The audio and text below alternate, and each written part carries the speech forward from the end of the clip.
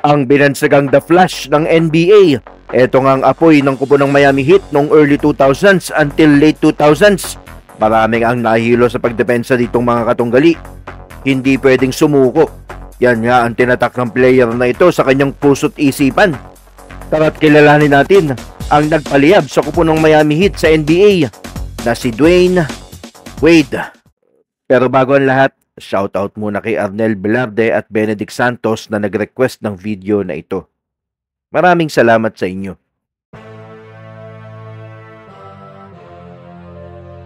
Dwayne Tyrone Wade Jr. ipinanganak noong January 17, 1982 sa Chicago, Illinois, USA at may taas na 6'4". Pangalawa nga ito sa dalawang anak ni Joe Linda and Dwayne Wade Sr. Pero bago pa man magsama si Joe Linda at Dwayne Wade Sr., meron naman dalawang anak ang kanyang ina sa dati nitong karelasyon. Pero nang naghiwalay ang kanyang mga magulang, lumaki na ito kasama ang kanyang ama at stepmother nito. Lalo nga sa pinagbabawal na gamot ang kanyang ina at nakakagawa ng ilang krimen, kaya sa kulungan ng bagsak nito.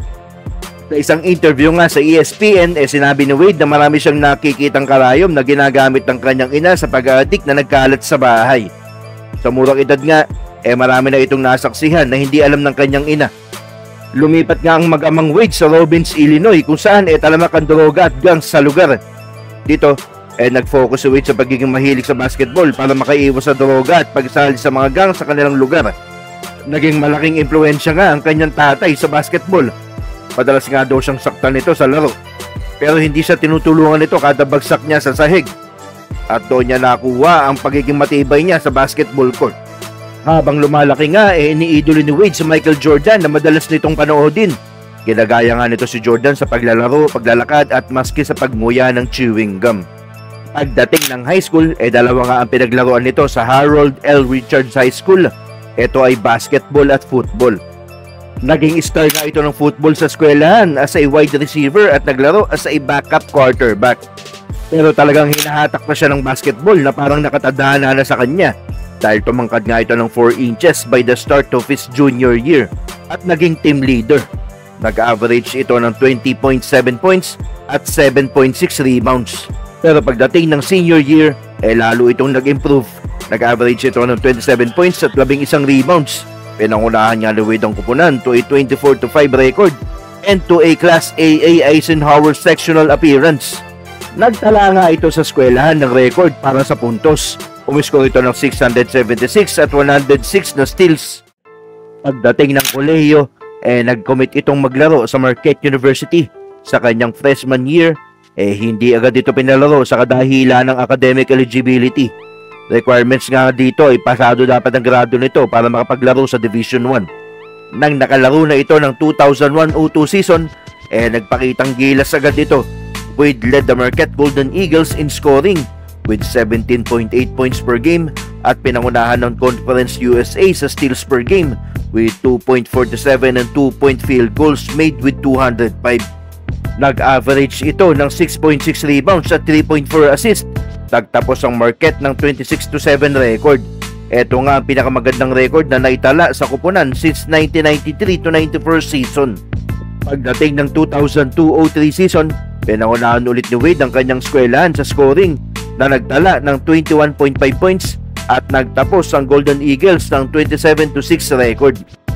3 araw matapos makalaya ng kanyang ina sa kulungan, nakita niya sa unang pagkakataon ng anak niyang si Wade na isang superstar sa Marquette. Inalo nga ng Marquette ang Cincinnati Bears sa score na 70-61 para makamit nila ang Conference USA title. Tinulungan nga ni Wade buhatin ng Golden Eagles sa Final Four sa unang pagkakataon since their 1977 National Championship season. Napukaw nga ni Wade ang atensyon ng lahat sa kanyang performance during Midwest Regional Final. Kontra top-seeded na kupunan na Kentucky, gumawa ito ng 29 points, 11 rebounds at 11 assists. Isama pa ang di malilimutang breakaway na dakdak nito para talunin ng Kentucky Wildcats sa score na 83-69 at umabante sa Final Four sa unang pagkakataon since 1977.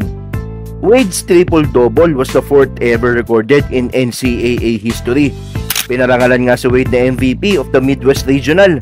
His performance earned him a high NBA draft projection dahilan para hindi na nito tinuloy ang paglalaro ng senior year para pasukin ang 2003 NBA draft. Bago nga lisanin ni Wade ang eskwelahan niyang Marquette, ni-retire ng kupunan ng kanyang jersey numero 3 na wala nang pwedeng pumalit pa magpakailanman. When 2003 came, Wade selected 5th overall pick in the first round by the Miami Heat. Naging productive player nga agad itong si Wade. Nag-average agad dito ng 16.2 points on 46.5% shooting. Dagdagan mo pa ng 4 rebounds at 4.5 assists.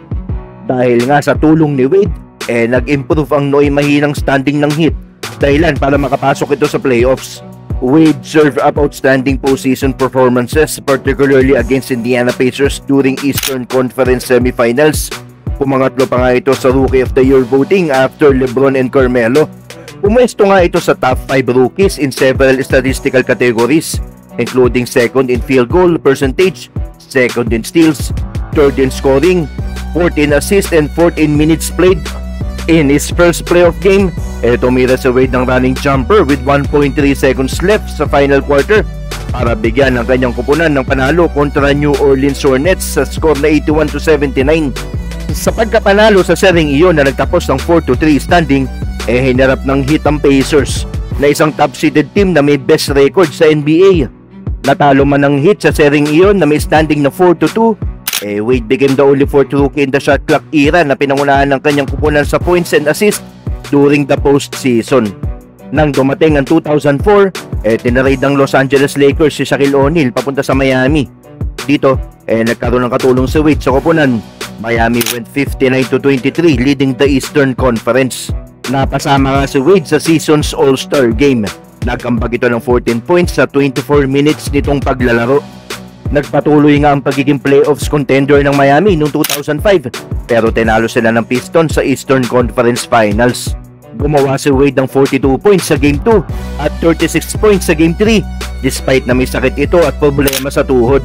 Dahil nga sa mga nagiging injuries nito at nakakabangon agad ito from injury, kinuha ito as endorser ng Converse. And down to the floor is Dwayne Wade.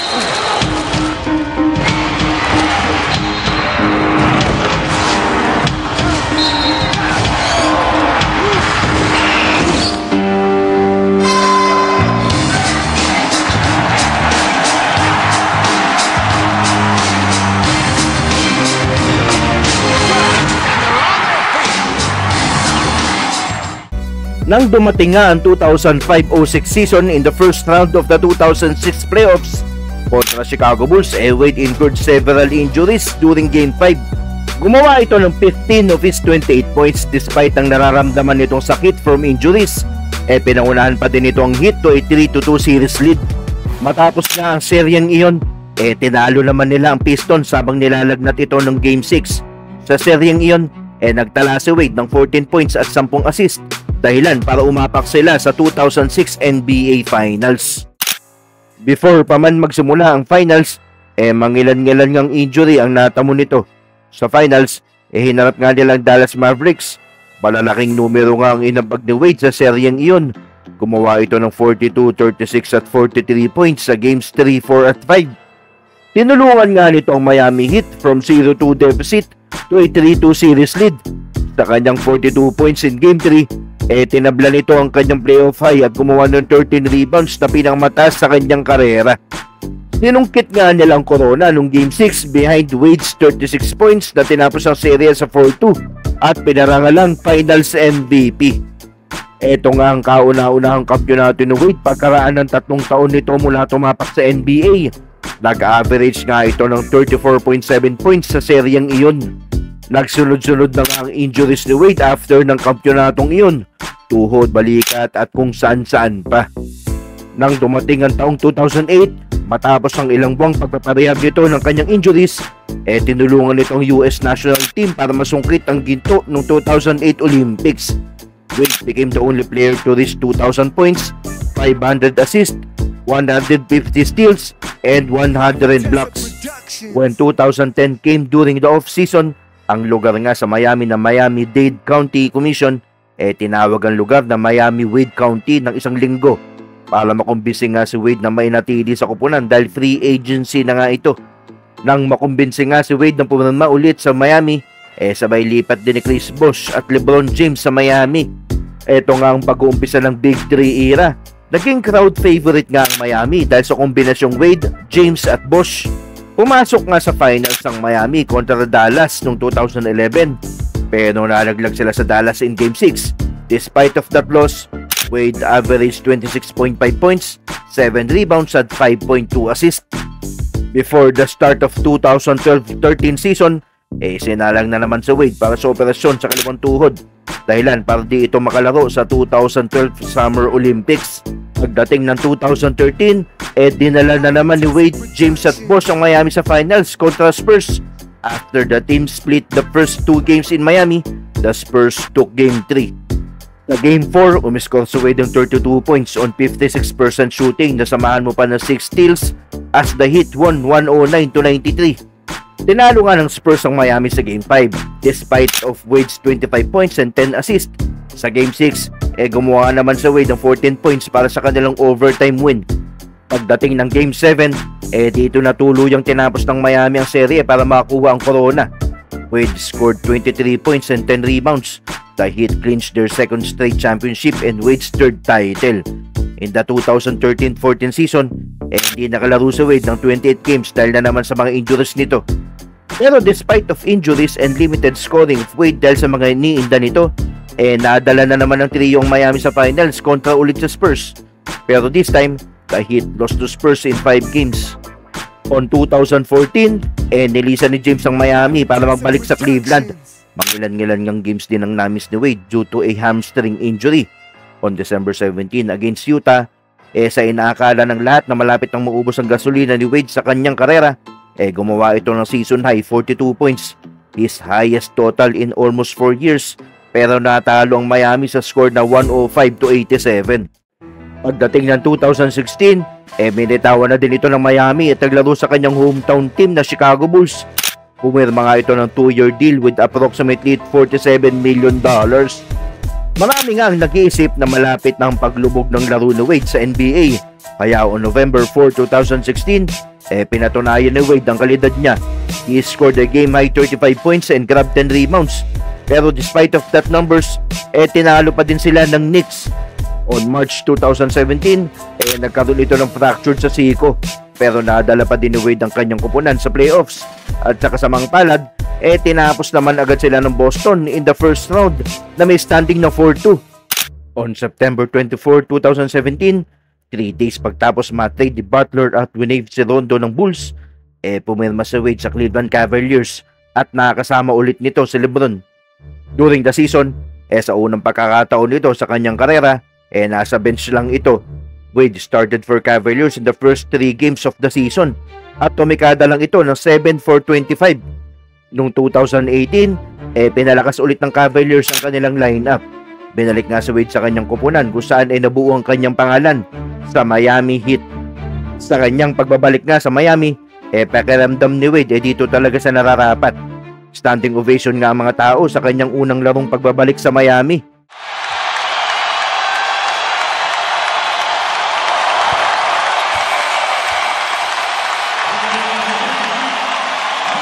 That magic moment.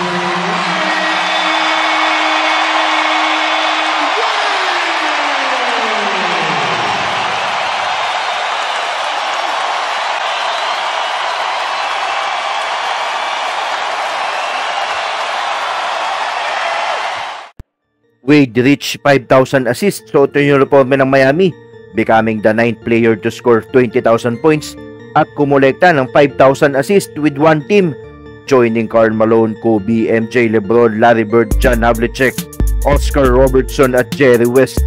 In the off-season, in-announce ni Wade ang pagre-retiro niya pagtapos ng 2018-19 season. On November 25, pinakita ni Wade na hindi pa din siya kumukupas. Despite ng pagkatalo ng Heat sa Raptors, gumawa ito ng 35 points.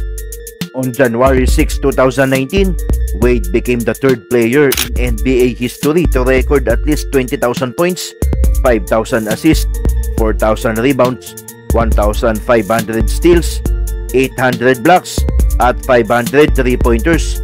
sa huling pagkakataon naisama pa ito sa 2019 All-Star Game, thus marking his 13th All-Star appearance.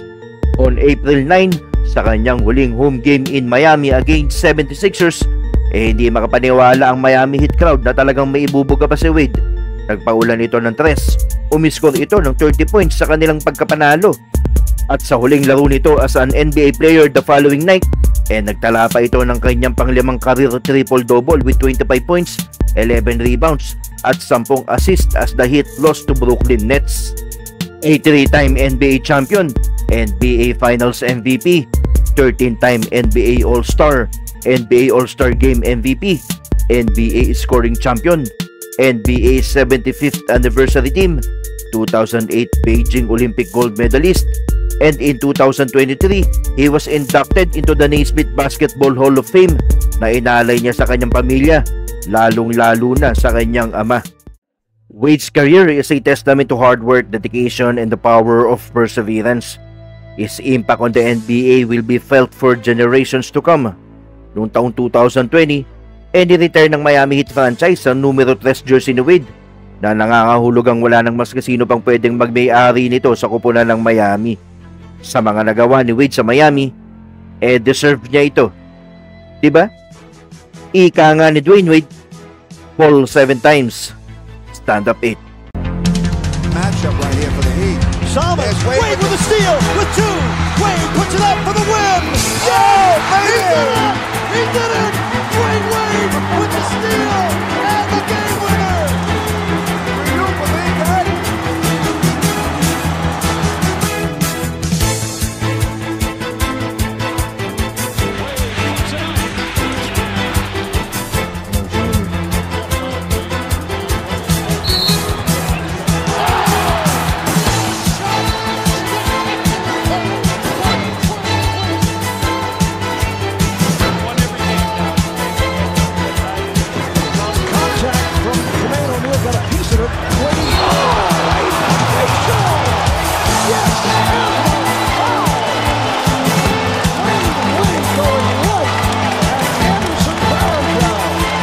And Dwayne Wade right at the body of Anderson Varejao.